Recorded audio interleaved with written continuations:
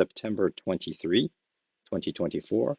This is the S&P 500 E-Futures Mini on the 2000 tick chart using NinjaTrader 8. This is what the chart looked like today. It was a very, very slow, very low volume grinding kind of day. I didn't actually see that many setups, and I only took one trade. And even then, that one trade, I don't even think it was the best. Well, there wasn't that many trades to take in the first place. And that one trade was just so-so in my opinion. There was economic data that came out at 6:45 Pacific Standard, which is about right here. Maybe it caused a sell-off and maybe it caused a bounce, but as you can see, throughout the whole day, most of the price action happened within, I would argue, 57.82 to roughly 57, let's just say 57.62. So about roughly a 20-point range, and within that 20-point range, it was just very slow, very choppy. So I'm going to get into the setups right now. So there was this rally. I didn't bother drawing the trend channel here. A sell-off, bounce, one attempt up, or actually a break of the green up channel. And at this time, in the beginning, I thought this might have been maybe a trading range, but it didn't look very clean. So then prices started to open. You do have a first entry long, second entry long, just nothing really clean. There's a doji there. Indecision, another doji here. Prices then continue moving. It moves sideways, and I thought there was a trading range here. So I established this as a trading range. It wasn't the cleanest bounce off the support because the support was a little ambiguous. Could have been a little bit lower, maybe here. And then the highs, you had a failed breakout here. Definitely didn't think it was way up here yet because it fit better here. Prices are moving. The first setup I saw was, I think it's a possible trade because here, so this yellow up channel doesn't exist yet, but here you're playing off this blue range, and you have a failed breakout here. It's a push up on the green, break and test of the new high. It bounces and gets rejected off the high of the range. So I saw this as a new low, first entry short, pullback, second entry short. Second entry short, I'm not ready to go short yet, but I do like that it moved a couple of ticks up, then flushed down and engulfed the previous candle with a close below the low of the previous candle. So these type of setups I really like. But I wasn't too sure about it yet, so I want to see, because even though the EMA is flattening, I want to make sure it was one attempt up. It tests the new high. It's not going to make another attempt. EMA, as I said, is flattening, but I would have felt a little bit better if it closed below, or the size of this candle wasn't 21 ticks, which is really large. As you can see, I waited, watched it bounce, then it started to go back up. It gets choppy, so I'm pretty relieved that I didn't even try to enter this trade at this point, because now it's just getting noisy. And looks like if you did hang in there, if you're going for a 1-point scalp, you probably would have gotten out on this candle. But if you're going for anything more, you'd have to sit through this noise on a maybe 5.5 point stop, which is huge. And then you probably would have gotten filled here. Prices then continue moving. I drew this trend line. I saw 1 touch, 2 touch, 3 touch. I thought, okay, potentially it's in a channel. Don't trust the high side yet, but I kind of trust the low side because it looks like there's 3 confirmations. I want to say early on, I was playing with other channels that look like this, trying to see if there was something that fit, but nothing quite fit except for this trend line support. Not a confirmed channel yet. I didn't really trust it as a channel. Then prices move, and I thought I saw this setup, but it's an almost trade, and here's why. You have a new localized low. Go ahead and zoom in. Localized low, you have a first entry short, pullback on the same candle here. You have a second entry short, pushes down, and the second entry short fails. But then you also have a localized new high, not higher than this guy, but recent new high. First entry long, pullback, second entry long, bounce off the EMA, which may or may not be showing support. Break of this green up channel, made 1 attempt up. This could be the second attempt up. So I was thinking there is a little bit more bullish bias, but there's an argument to be made that it could still come flushing down because I'm in this dominating trading range. So this could be another move back down because it all in this range. It went from a low to high, low to almost high, breakout, back to the high. The high is clearly acting as support, right? It's acting as resistance. So what's to say this won't fail shortly? Because even though I have a first entry short pullback, second entry short, a potential second entry short failure. It could be a trap and then continue moving down to the low side. So I called it an almost trade because the bias is unclear, at least to me. So it looked like you'd have to sit through this noise, and if you went long, you would have gotten a profit out of it. The prices continued chopping. It starts breaking out of my trading range. And here it's just really noisy. So I'm not really seeing anything I particularly like.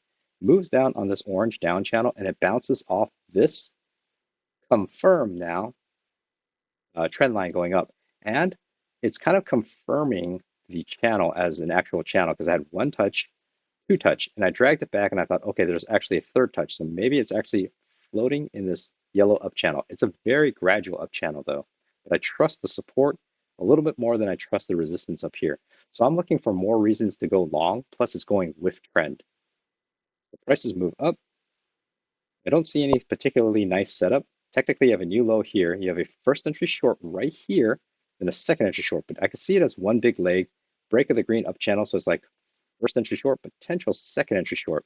This is an interesting setup because it's like a really strong bearish bar. It's kind of, there's no room to the EMA, even though the EMA isn't very reliable at this point as a support or resistance. So I wasn't too concerned, but I just wasn't feeling this setup as, worth taking a trade or worth marking. And then prices chop sideways and it starts flushing down on this yellow, this orange down channel. When it gets to here, I was wondering it's going to be a fail breakout and a move back into this yellow up channel because it looked like it held before. This could be the first break. First break has a tendency to move back in. But I also saw this as one leg, one push up, two attempts higher, and then another potential move down to this measured move. So I was watching, I wasn't really sure as to go long, and I definitely wasn't going to go short because I didn't really see what was didn't really quite understand what was going on just yet. It starts moving down. It doesn't make the measured move though. And it starts bouncing back up. So it's moving back into the yellow up channel. So I'm thinking, okay, yellow up channel is being preserved. Prices are moving back in. The challenging thing today was the prices are grinding. These candles are really huge and they're not making very substantial moves in either direction. So it's just choppy and noisy. So it's the same thing here. You have all these candles pretty much side by side, body side by side. You need more things like this where it's trending one way or trending up. Or you need a more well-defined trading range. The trading range isn't even that well-defined here because I was playing since deleted potential support right here, but then the top side doesn't fit too well, except for maybe the pre-market high. So it's nothing really to make me feel confident where the tops and the bottoms of any particular trading range is, because prices had a tendency to kind of break through and push out or below or fail to meet it. So it's kind of a slow, I wouldn't say tricky, but it's just a slow day where there's a bunch of stuff that almost looked like it was there, but never got there. So then you have a new high here.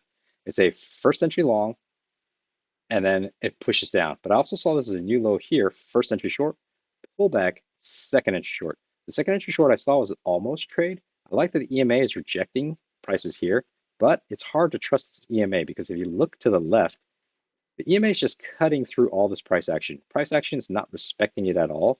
It's either going way above, immediately going back down, shortly after it goes above, back down. So it's just cutting through the center of a lot of this price action. So treat it as a key entry point. It feels a little sketchy. The other thing you do have going for it is a nice signal bar.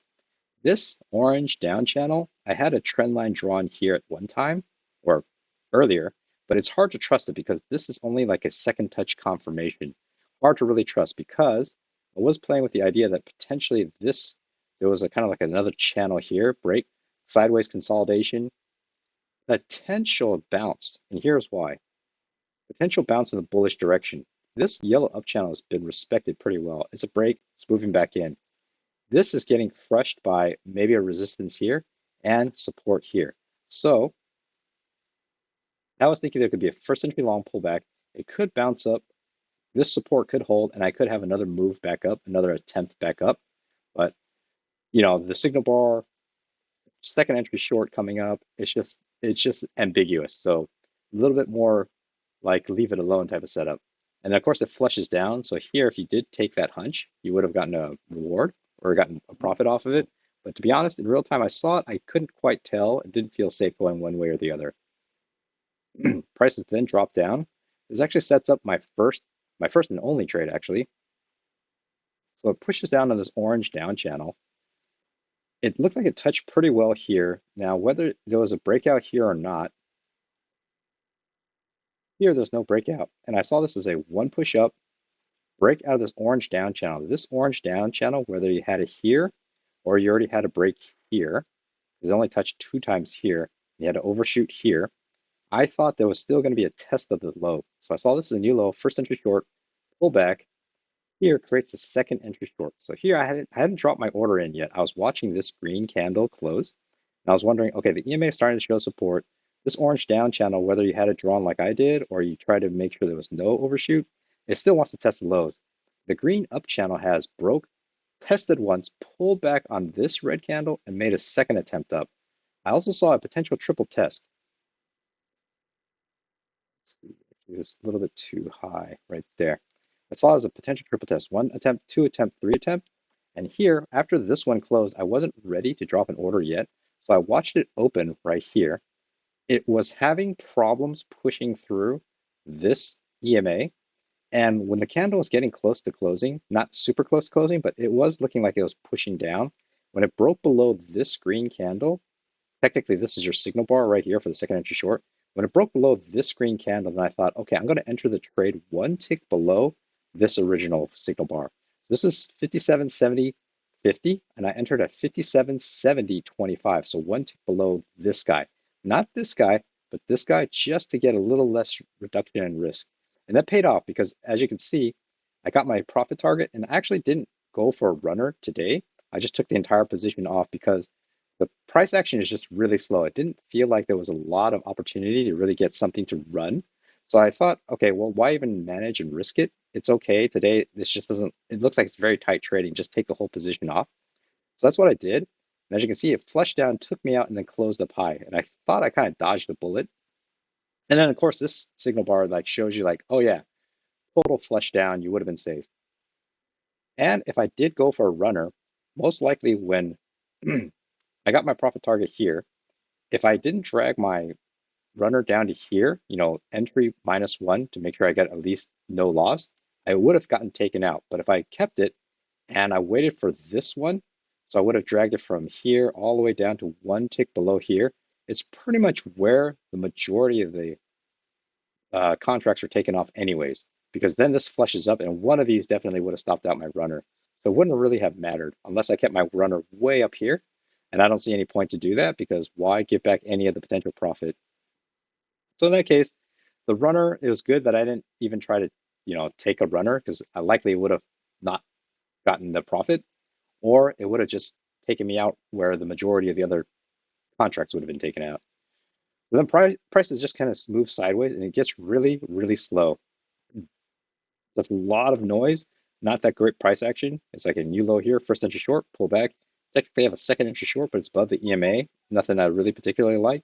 Moves up on this green up channel. I trust this green up channel somewhat because break of the yellow, test the new low. It's moving up. I have a decent support here, decent resistance here. I saw overshoot, comes back, support holds and pushes back up. So I'm just watching and waiting. No clean second entries. It's another consolidation.